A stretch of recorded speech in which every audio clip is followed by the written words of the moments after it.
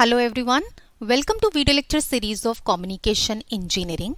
Today's topic is Differential Pulse Code Modulation, that is DPCM. So in this video I am going to talk about what is differential pulse code modulation and why to use DPCM, how the redundant information is being which is available in the case of PCM that is going to be modified over here, the working principle. So let us begin now. To start with, first we have to understand why to use DPCM, differential pulse code modulation. See, we have already discussed the pulse code modulation. So what happened? We have observed that if we are doing the sampling, then the samples of the signals are highly correlated. When the samples of the signals are highly correlated with each other, then how you are saying that they are highly correlated? Because the signal does not change very quickly. It means the values which are present samples to the next sample, means if you are taking two adjacent samples, their values does not differ by a large amount. The values differ by a smaller amount. Even sometimes both the samples may have some same value. Right? So when the adjacent samples carry almost the same information with a very small difference, then when those particular samples are encoded by a standard PCM system, then the resultant encoded signal which we are getting, they may have some redundant information, means duplicacy of the data, which is actually not required over there. So there is a process by which this redundant information can be reduced, means to process the redundant information so that we can have a better output. It is required to take a predicted sample value according to the previous output and then summarized it with the quantized value. So that particular process is known as a differential pulse code modulation technique. Now let us talk about in detail what is redundant information.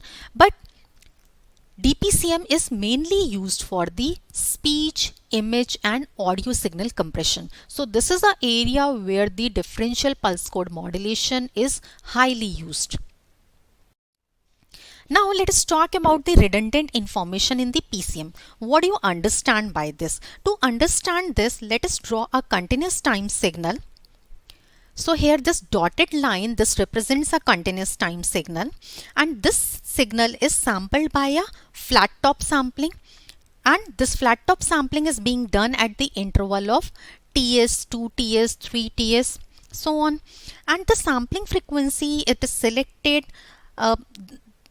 according to the Nyquist rate. It must be higher than the Nyquist rate to avoid the aliasing. So the samples are encoded, and if we say the samples are encoded by using 3 bits, 3 bits means how many levels are available over there? Total 7 levels, right? First level will be 0, 0, 0. So out of 8, 7 will be the normalized level and 1 will be colliding with the x-axis.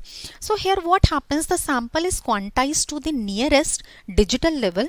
You can see the small circle is being shown in the diagram via which it is being nearized.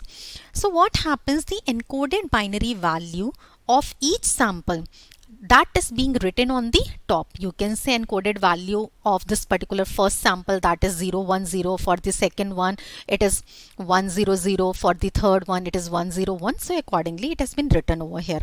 Now from this particular diagram you can observe, if you take the samples are 4TS, 5TS and 6TS at 3 different points, then you can observe that the encoded values, they are same. Here it's 110, here it's also 110, here it's also 110. Means corresponding to these 3 samples there is a same encoded value. So this information can be carried by one sample, but here it is being shown for the 3 different samples. It means the data is redundant. You can take another example. You can observe in this particular diagram, if you observe for 9TS and 10TS, then what will happen? The difference between these samples, you can see here the value is 101 and 110. So the difference between these samples, that is only due to the last digit 101 and 110. 0. So the difference is only in the last digit. So you can observe how closely they are.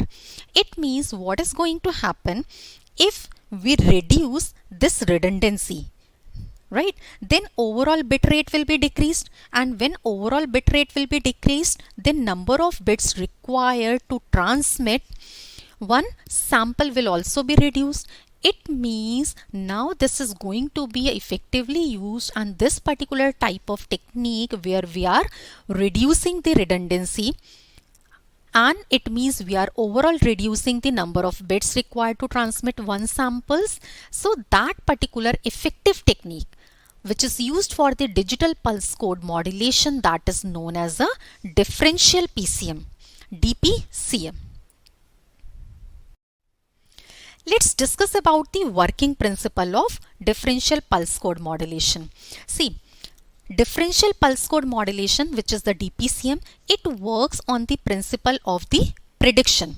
Prediction is the important principle over here because the value of the present sample is predicted from the past sample.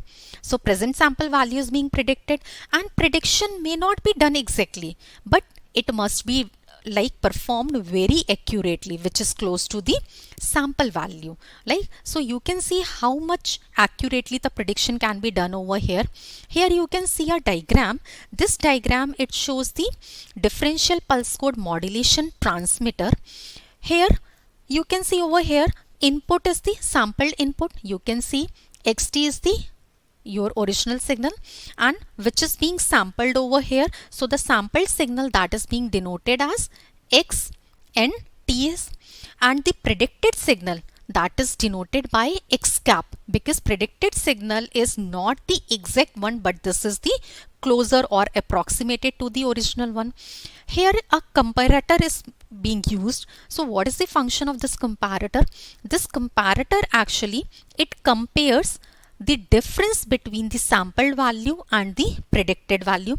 If there is any error, means in between the sampled value and the predicted value, that error is known as a prediction error, right? So the prediction error is being like term which is being used over here. So prediction error, that is being denoted by NTS, and that is the difference of x NTS minus x cap of NTS, right? At the same time, you can see like the predicted value that is produced, and it is by use of the prediction filter, as I've already told you. So now you can write down the mathematically how to write down the prediction error. So prediction error, as I've told you, that is the, you can write down prediction error like this term, the difference of these two.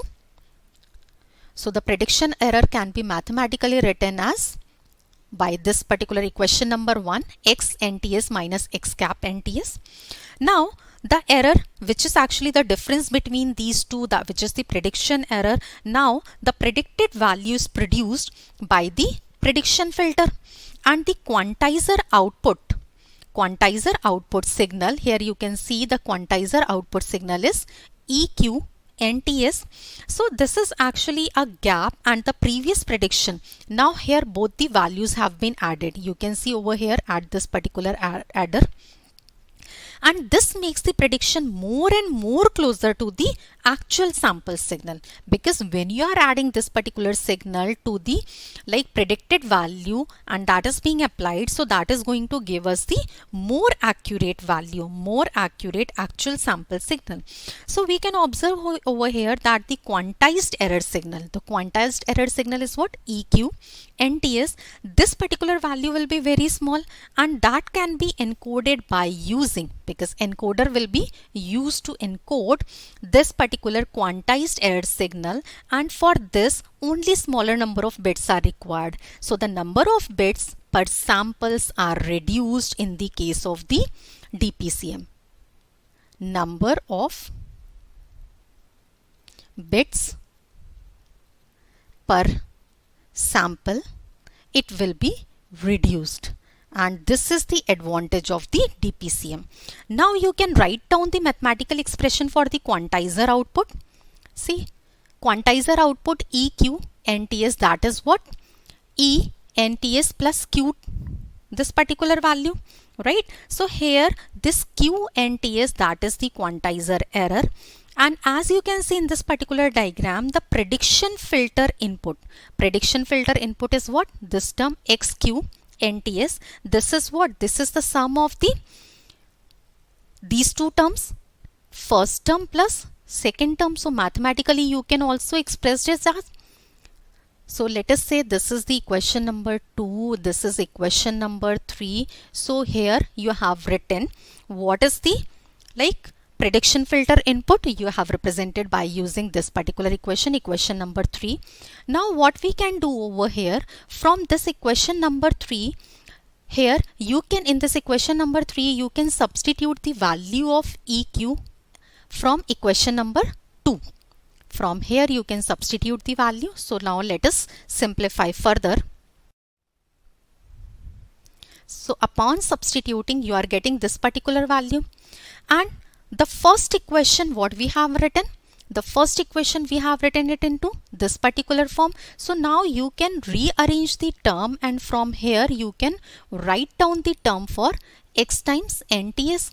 Let us say this is equation number 4.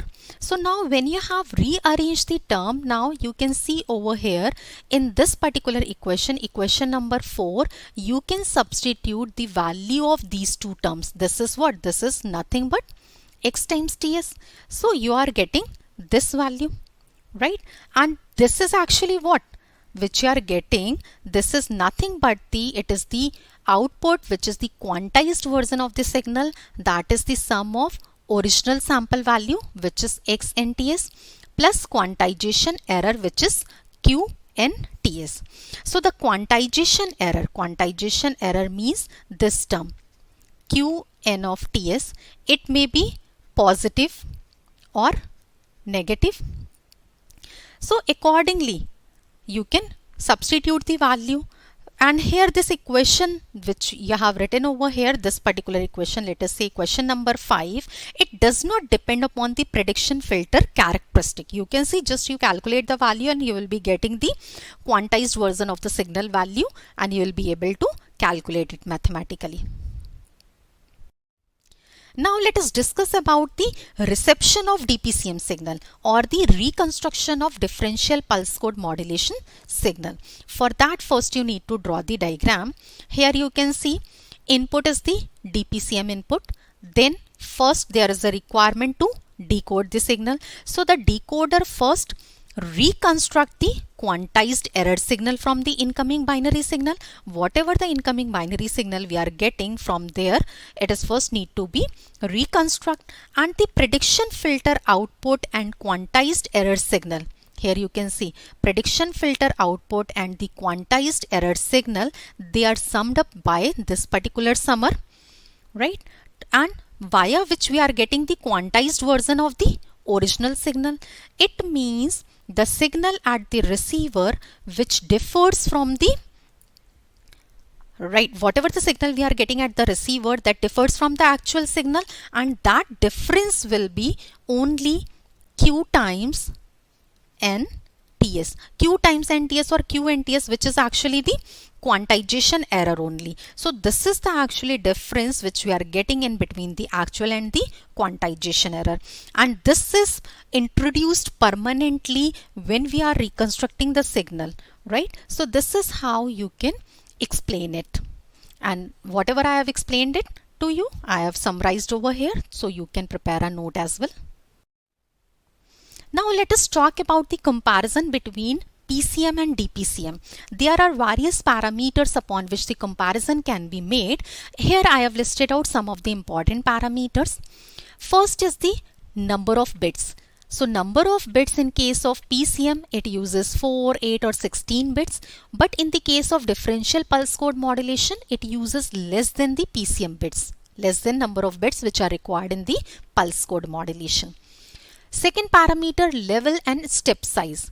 In case of PCM, step size is fixed and it cannot be varied, while in case of DPCM, a fixed number of levels are used.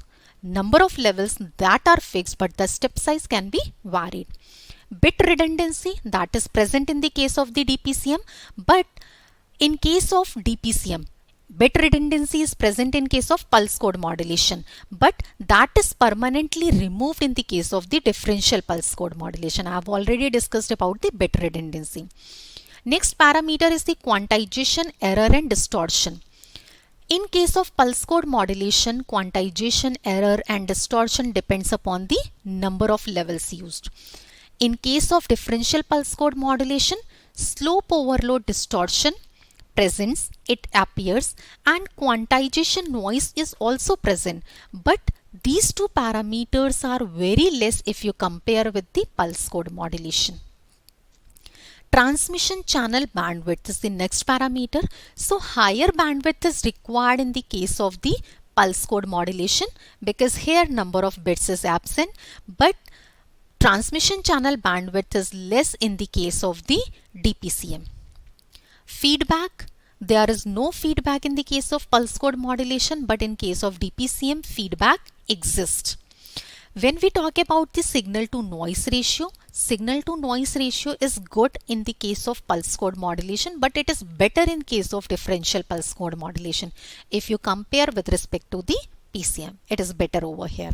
So these are various parameters upon which you can compare both the techniques. Thank you so much for watching this video.